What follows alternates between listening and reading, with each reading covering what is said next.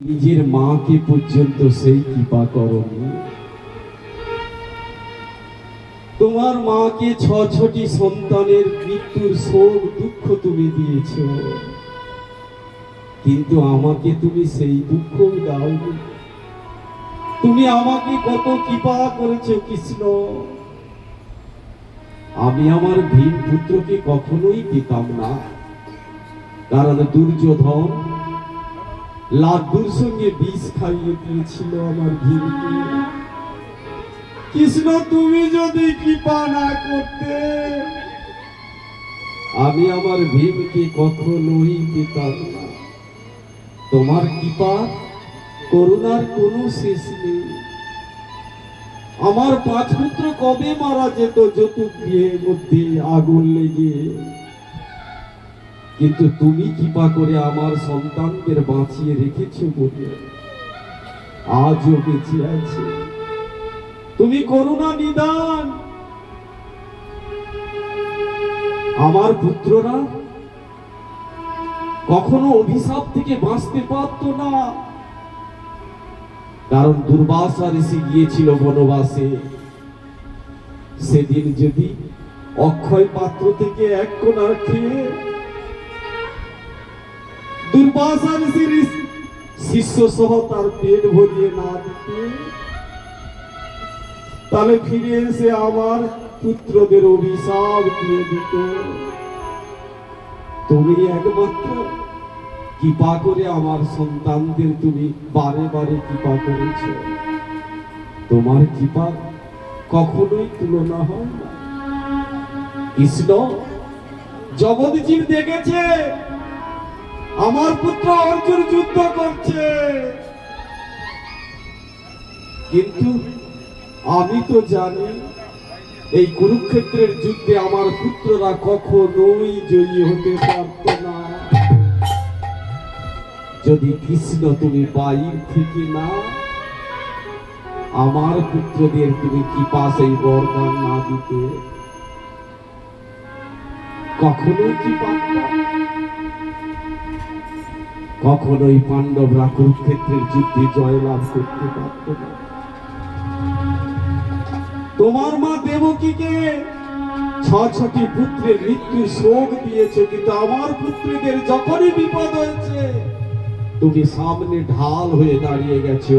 আমার 5 পুত্রের গায়ে একটা আঁচড় দিতে লাগতে দাওনি তুমি। তোমার করুণা আমার এই পাণ্ডবদের লাজ রক্ষা করেছে।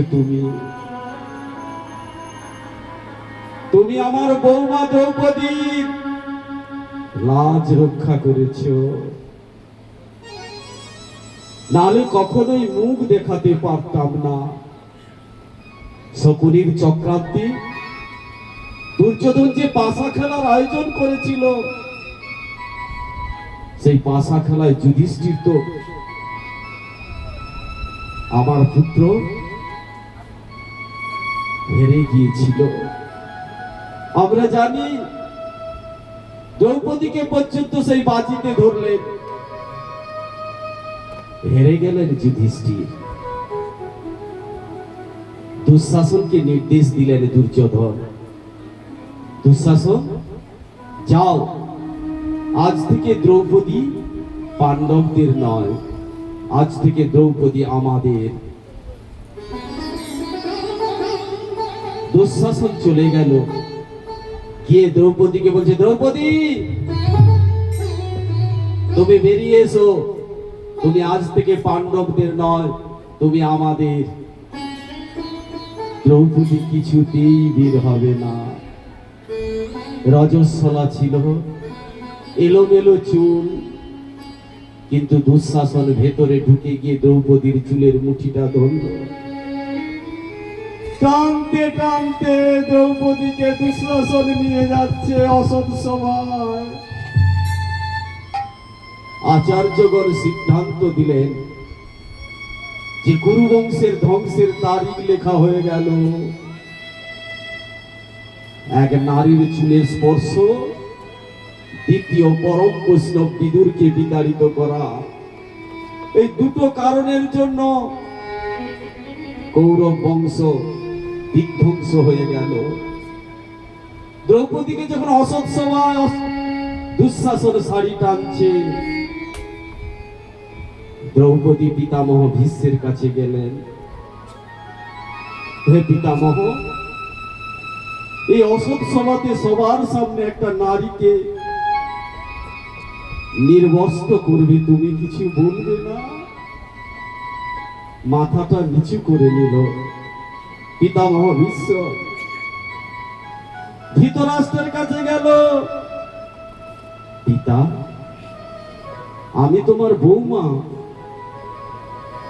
সবার সামনে তোমার বৌমাকে নির্বস্ত্র করছে তোমার পুত্র, তুমি কিছু বলবে না? চরণে পড়ে দ্রৌপদী কাঁদছে, কিন্তু ধৃতরাষ্ট্র একটা কথা বলেনি। বলবে কি করে? পুত্র স্নেহে অন্ধ, কোনো কথা বলতে পারেনি। কৃপাচার্যের কাছে ছুটে গেল, দ্রোণাচার্যের কাছে ছুটে গেল, কেউ সাহায্যের হাত বাড়িয়ে এলো না। এত বড় অশোক সভা, কত পুরুষ বসেছিল, জ্ঞানী গুণী পণ্ডিত, একটা নারীকে নির্বস্ত্র করা হচ্ছে, এটা ওনারা জানতেন না এটা অধর্ম কর্ম? তাহলে কেন প্রতিবাদ করলেন না?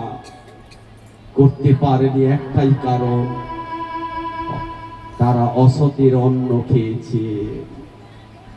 অসৎ সঙ্গ করার কারণে একটা কথা বলতে পারেনি। যখন টানছে দুঃশাসন, অনেক চেষ্টা করলেন দ্রৌপদী নিজের শাড়িটাকে আটকানোর, কিন্তু আটকাতে আটকাতে দ্রৌপদীর মনে পড়ে গেল দ্রৌপদীর বিবাহের সময় গুরুদেব বশিষ্ঠ মুনি বলেছিল, শোনো দ্রৌপদী, যখন জীব চরম সংকটে পড়বে, বিপদের সময়, যখন সাহায্যের সমস্ত দরজা বন্ধ হয়ে যাবে, সেদিন একবার হা গোবিন্দ বলে গোবিন্দকে ডেকো। আমি করতাম যদি সাধু সঙ্গ, আমার হতো অনেক ভালো। আমি করতাম যদি সাধু সঙ্গ, আমার হতো অনেক ভালো। ওই না রসতের সঙ্গ পেয়ে কাঁদিতে জনম গেল। আমায় অসতেরি সঙ্গ পেয়ে কাঁদিতে জনম গেল। আমি করতাম যদি সাধু সঙ্গ, আমার হতো অনেক ভালো। আমি করতাম যদি সাধু সঙ্গ, আমার হতো অনেক ভালো। সেদিন দ্রৌপদী হা গোবিন্দ, হে গোবিন্দ, হে দ্বারিকাধীশ, তুমি রক্ষা করো। যখন পূর্ণ সমর্পণ করলেন, দুটো হাত তুলে, ভগবান আর থাকতে পারলেন না। ভগবান যুগে যুগে এসেছে, কখনো নৃসিংহ, মৎস্য, কুর্ম, বরাহ, আজকে ভগবান স্বয়ং শারী রূপ ধারণ করিয়েলেন তার ভক্তের লাজ রক্ষা করবার জন্য। যিনি তার ভক্তের লাজ রক্ষা করার দায়িত্ব নেই, তাকে নির্বস্ত্র করতে পারে জগতের কার ক্ষমতা আছে? দুঃশাসন টানতে টানতে হাঁপিয়ে গেল, এ শাড়ি না এ নারী, আমি যে আর টানতে পারছি না। আজকে কুন্তী দেবী স্বয়ং স্মরণ করিয়ে দিচ্ছেন কৃষ্ণকে, কৃষ্ণ, সেদিন যদি আমার বৌমার লাজ রক্ষা না করতে, সমাজে আমি মুখ দেখাতে পারতাম না। কৃষ্ণ, তোমার কি করুণা, ভক্তের প্রতি তোমার কি দয়া। এই মাত্র আমার নাদ বইয়ের গর্ভকে তুমি রক্ষা করবে। এই মাত্র তুমি আমার নাদ বইয়ের গর্ভকে রক্ষা করলে, তোমার করুণার কোনো শেষ নেই। তুমি অন্তর জানি অন্তরে থাকো প্রভু, তুমি অন্তরে ছাড়া হইও না। ওগো প্রভু গো, তুমি অন্তরে ছাড়া হইও না। তুমি অন্তর জানি অন্তরে থেকো, তুমি অন্তরে ছাড়া হইও না। ওগো প্রভু গো, তুমি অন্তরে ছাড়া হইও না। তোমার সেবায় যেন দিনই যাই প্রভু, ওগো তোমার সেবায় যেন দিনই যাই প্রভু, কোনো দিন যেন ভুলি না। অন্তর জানি অন্তরে থেকো, তুমি অন্তরে ছাড়া হইও না। ও প্রভু অন্তরে ছাড়া হইও না। নাই তো কিছুই মোর, কি দেব তোমার, কি দিয়ে পুজিব বলো চরণ তোমার। নাই তো কিছুই মোর, কি দেব তোমায়, কি দিয়ে পুজিব প্রভু চরণ তোমার।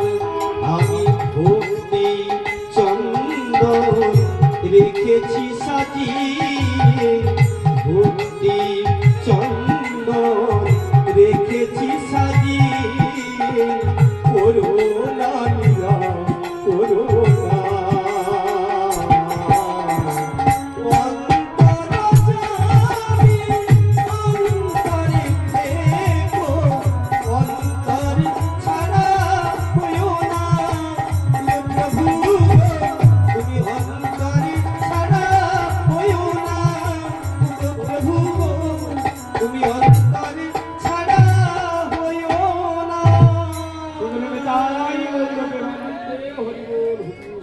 পিসিমা,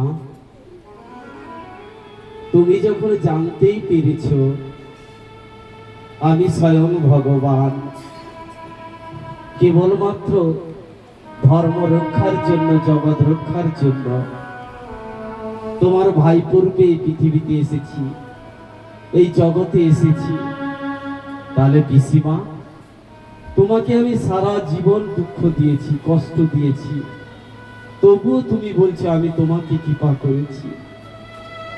এই জগতের জীবকে আমরা কত কিছু দেই, তবু আমাকে দোষারোপ করে। ভগবান আমাকে কি দিয়েছে? সংসার দিয়েছে, স্বামী দিয়েছে, পুত্র কন্যা দিয়েছে, সুন্দর শরীর দিয়েছে, তবু আমরা ভগবানকে দোষারোপ করি। ভগবান আমাকে কি দিয়েছে? সারা জীবন কুন্তি কষ্ট পেয়েছে, অল্প বয়সে স্বামীকে হারিয়ে ফেলেছে, পুত্রদের জন্য সব সময় দ্বন্দ্ব লেগে আছে, তবুও বলছি কৃষ্ণ তুমি আমাকে কত কৃপা করেছে। পিসিমা, আজকে তুমি আমার কাছে কিছু চাও, আমি তোমাকে কিছু দেব। পিসিমা, তুমি কিছু আমাকে চাও। কুন্তি বলছে না চাইতে কৃষ্ণ তুমি আমাকে কত কিছু দিয়েছো, তোমাকে আবার কি চাইবো? না পিসিমা, তুমি আজকে কিছু আমার কাছে চাও। সেদিন কুন্তি দেবী ভগবান শ্রীকৃষ্ণের কাছে যা চেয়েছিলেন পূর্বে কোনোদিন কেউ চায়নি, বর্তমানে কেউ চাইবে না, আর ভবিষ্যতেও কেউ চাইবে না। কুন্তী দেবী বলেছেন, কৃষ্ণ, জগতের যত দুঃখ আছে আমাকে দাও। পিসিমা, এ কি বলছো? এ জগতের জীব সুখ চায়, শান্তি চায়, টাকা চায়, ধন চায়, তুমি দুঃখ চাইছো? জানো কৃষ্ণ, এতদিন দুঃখ ছিল, তুমি আমাদের পাশে ছিলে। আজকে আমাদের সুখ দিচ্ছ, হস্তিনাপুরে রাজা করে দিয়েছে আমার পুত্রকে, যুধিষ্ঠিরকে, আর তুমি আমাদের ছেড়ে চলে যাচ্ছ। কৃষ্ণ, এই সুখ চাই না, যে সুখে তুমি পাশে থাকবে না। এ সুখ নিয়ে কি করব, তুমি যখন নেই? দুঃখই এতদিন ছিল, তুমি যখন আমাদের সঙ্গে এতদিন ছিলে, তাহলে দুঃখই যদি তোমাকে রাখে, তাহলে আমার দুঃখই চাই। জানো কৃষ্ণ, দুঃখে বেশি বেশি করে তোমার কথা মনে পড়ে। জীব তো উচ্চ কুলে জন্মগ্রহণ করলে কুলের অহংকার, মাটিতে পা পড়ে না। বড় পদ পেলে পদের অহংকার, অভিমান অহংকারে নিচে আসতে পারে না। তাই তুমি দুঃখ দাও কৃষ্ণ, কৃষ্ণ তুমি আমাকে দুঃখ দাও। এ পিসিমা, এ তুমি কি চাইছো? কিছু একটা চাও। সেদিন কুন্তী দেবী বলেছিলেন, দেখো কৃষ্ণ, হস্তিনাপুরের ফুলগুলো কেমন কামছে,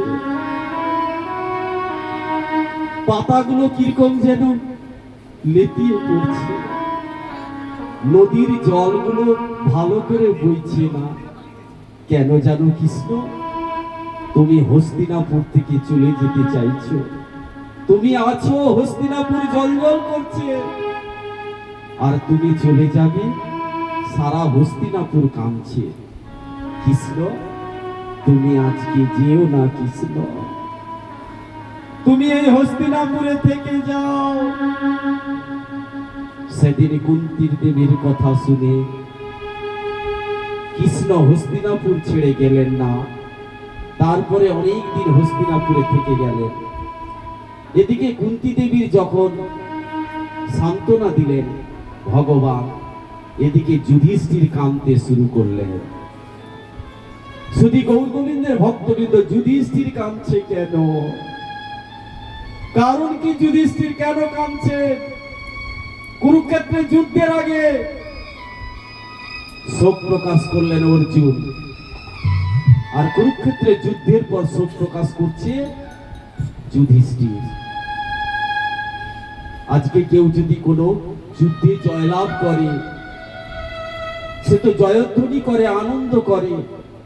এত বড় কুরুক্ষেত্রের যুদ্ধে জয়লাভ করেছে পাণ্ডবরা, আনন্দ করার পরিবর্তে যুধিষ্ঠির কাঁদছে কেন? যুধিষ্ঠির বিবেকবান, তিনি নিজে নিজে বলছে, আমার জন্য কত নারী স্বামী হারা হয়েছে, আমার জন্য কত ছেলে অনাথ হয়ে গেছে। এই কুরুক্ষেত্রের যুদ্ধ যদি না হতো, এত আত্মপরিজনদের বিনাশ হতো না। এই যুদ্ধের জন্য তো আমি দায়ী। এই কারণে আমাকে নরক যন্ত্রণা ভোগ করতে হবে। সমস্ত সাধু মুনি ঋষিরা ব্রাহ্মণরা এগিয়ে এলেন যুধিষ্ঠিরকে বোঝাতে, যুধিষ্ঠির, এই কর্মের ক্ষেত্রে তোমার কোনো অপরাধ নেই, এটা ধর্মযুদ্ধ ছিল, এই যুদ্ধে তোমার এতটুকু পাপ হয়নি।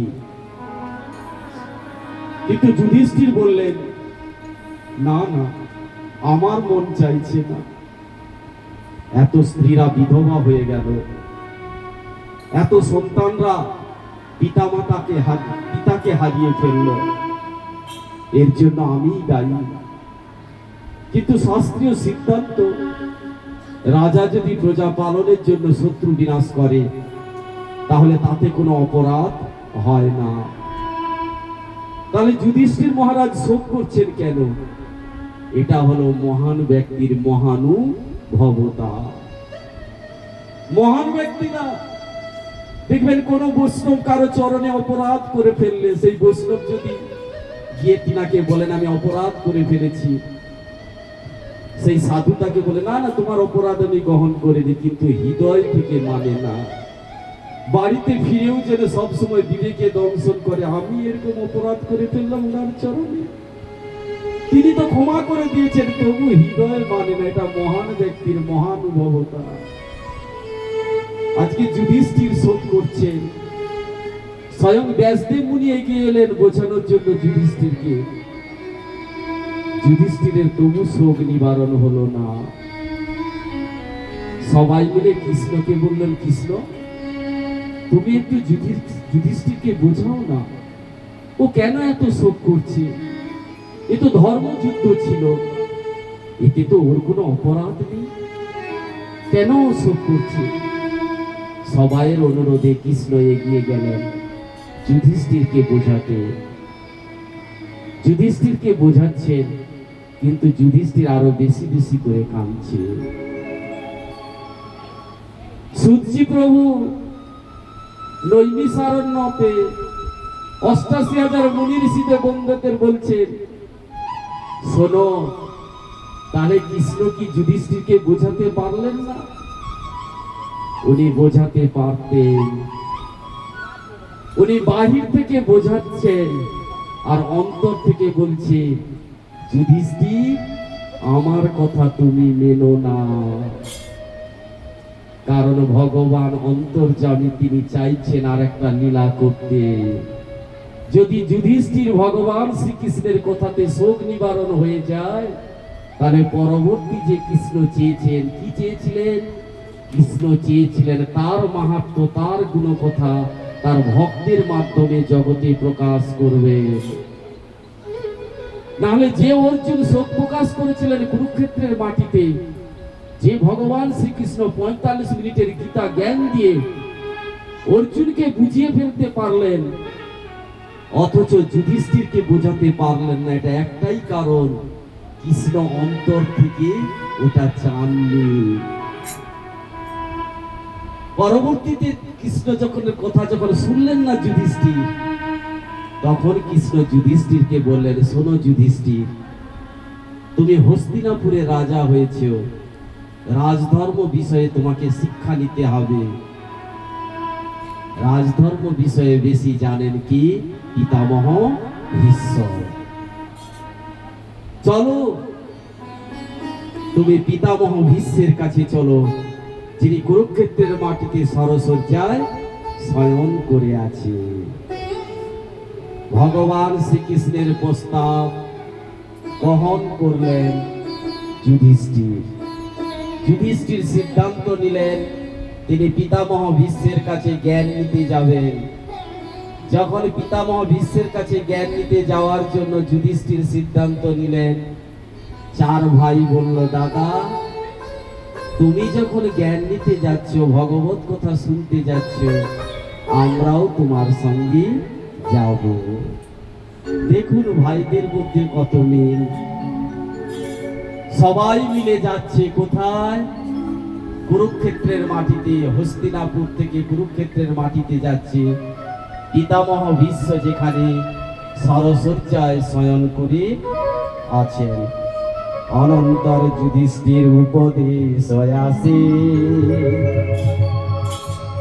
চলিলেন শীঘ্র গতি ভীষ্মের সকাশে। অর্জুন সহিত কৃষ্ণ লয়ে স্বর্ণরথে, ভীষ্ম দেখিবারে গতি করিলেন পথে। তাহলে ভীষ্মদেবের সঙ্গে দেখা করবার জন্য সবাই মিলে যাচ্ছে।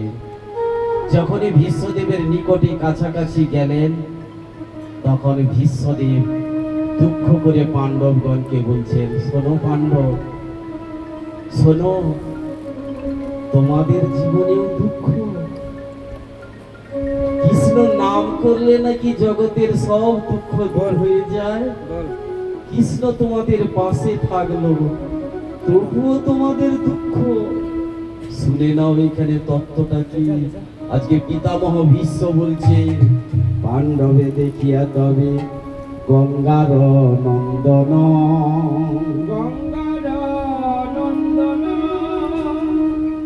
মোহবশে করিলে আপন ক্রন্দন।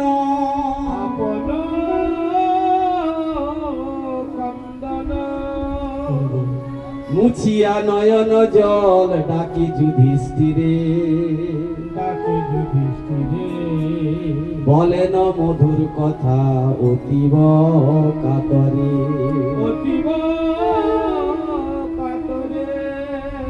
যুধিষ্ঠির শোনো, আমার প্রচন্ড কষ্ট হচ্ছে। অহ কষ্টং অহ নেয়ং যদু ইয়ং ধর্মনন্দনং, জীবিতং নাইতং কৃষ্ণং বিপ্র ধর্ম অচ্যুতাশ্রয়। হে যুধিষ্ঠির, এ বড়ই অন্যায়, বড়ই দুঃখের কথা। তোমরা ব্রাহ্মণদের এত সমাদর করলে, ধর্ম এবং ভগবানকে সঙ্গে নিয়ে চললে, তবু তোমাদের জীবনে এত কষ্ট। জগতে গুরুকে আশ্রয় করলে, ধর্ম আশ্রয় করলে, তার সমস্ত পাপ নষ্ট হয়ে যায়, তার সমস্ত কর্মবন্ধন নষ্ট হয়ে যায়। তাহলে তোমরা ব্রাহ্মণকে আশ্রয় করলে, কৃষ্ণকে সঙ্গে রাখলে, পূর্ণ সমর্পিত করলে কৃষ্ণকে, তবুও তোমাদের জীবনে দুঃখ। জানো জানো যুধিষ্ঠির, এ জগতের জীব দুঃখ পায় কেন? তিনটি প্রধান কারণ। এক হলো পিতৃদোষ, এক হলো মাতৃদোষ, আর এক হলো কর্মদোষ। এই তিনটে কারণের জন্য জগতের জীব দুঃখ কষ্ট পায়। যদি পিতা কোনো খারাপ কর্ম করে দিয়ে যায়, তাহলে সেই পিতার কর্মের কারণে পুত্রকে শুনতে হয়। পুত্রের জীবনেও কষ্ট হবে। আর মা যদি কোনো খারাপ কাজ করে, তাহলে পুত্রকে শুনতে হবে। পুত্রের জীবনে সে কষ্ট জানো যুধিষ্ঠির? তোমার পিতা পাণ্ডুর কোনো দোষ ছিল না, তিনি তো মহান।